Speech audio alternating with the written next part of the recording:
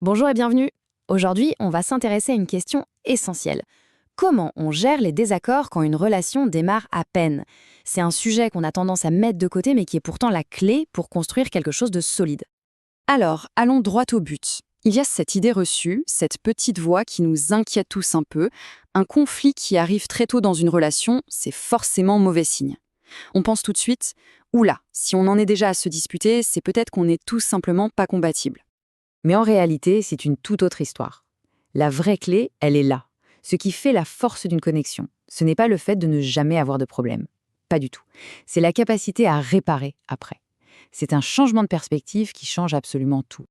Bon, pour bien comprendre, on va décortiquer les deux concepts fondamentaux qui vont nous aider à voir les désaccords différemment, la rupture et la réparation. D'abord, la rupture. Une rupture, en fait, c'est n'importe quel moment, qui soit tout petit ou plus important, qui crée une sorte de distance émotionnelle. Ça peut être quelque chose de très subtil, un simple texto qu'on interprète mal, ou ce sentiment désagréable de ne pas avoir été vraiment écouté pendant une conversation. Parfois, c'est juste un mot, une phrase qui, sans le vouloir, touche une corde sensible. Et face à ça, la solution, c'est la réparation. C'est l'acte de revenir l'un vers l'autre, de manière intentionnelle, après cette petite déconnexion. C'est le processus qui permet de combler le fossé, de reconstruire la confiance. C'est vraiment là que la magie opère, là où le lien se renforce. D'accord. Mais alors, comment on s'y prend pour avoir cette fameuse conversation de réparation? Surtout au début, quand tout est encore un peu fragile et qu'on a peur de mal faire. Eh bien, ce processus en 5 étapes peut vraiment servir de guide. Ça commence par une pause. On respire un coup pour ne pas réagir à chaud. Ensuite, on essaye de nommer ce qu'on ressent, mais sans accuser l'autre. Troisième point, on reste curieux de la vision de l'autre, au lieu de se mettre tout de suite sur la défensive. La quatrième étape, elle est cruciale, reconnaître sa part, même si elle est minime. Et enfin, le but ultime, se concentrer sur la reconnexion. On n'est pas là pour gagner un débat, on est là pour préserver la relation. Et c'est vraiment ça le point le plus important quand on commence une relation. Le but, ce n'est pas forcément de trouver la solution au problème sur le champ. C'est surtout de montrer qu'on est engagé dans la communication.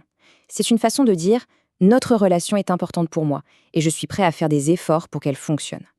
Voyons maintenant un exemple très concret pour bien saisir comment ce cadre peut transformer un petit conflit en un vrai moment de connexion. Voilà, une super façon d'amorcer une réparation. Plutôt que de bouder ou de se renfermer, la personne exprime son ressenti et son besoin calmement. C'est direct, c'est honnête et ça n'attaque personne. Et la réponse, bien sûr, est tout aussi décisive. L'autre personne reconnaît l'impact de son geste et montre une vraie envie de se reconnecter. Il n'y a pas d'excuse, pas de justification, juste l'envie d'écouter. Et voilà, c'est exactement comme ça qu'un simple échange vient renforcer le lien au lieu de le fragiliser. Ça construit une sécurité émotionnelle parce que ça montre que les deux personnes sont capables de gérer les petits accrocs avec soin et respect. Mais alors, pourquoi est-ce si fondamental de maîtriser cette compétence? Pourquoi est-ce que ça peut changer la donne pour la santé d'une relation sur le long terme? Le bénéfice principal, le voilà. Quand on arrive à bien naviguer dans ces moments de rupture, ça envoie un message incroyablement puissant. Ça dit, notre lien est solide, il est réel et il mérite qu'on en prenne soin. Je ne vais pas prendre la fuite à la première difficulté. En fin de compte, le but n'est pas de viser une relation parfaite sans la moindre erreur. Ça n'existe pas. Le but, c'est de construire une relation résiliente, une relation qui sait comment se relever. Ce sont justement ces moments de vulnérabilité, suivis d'une réparation, qui posent les fondations d'une relation forte, saine et faite pour durer. La vraie question est donc, quel type de fondation choisit-on de construire ?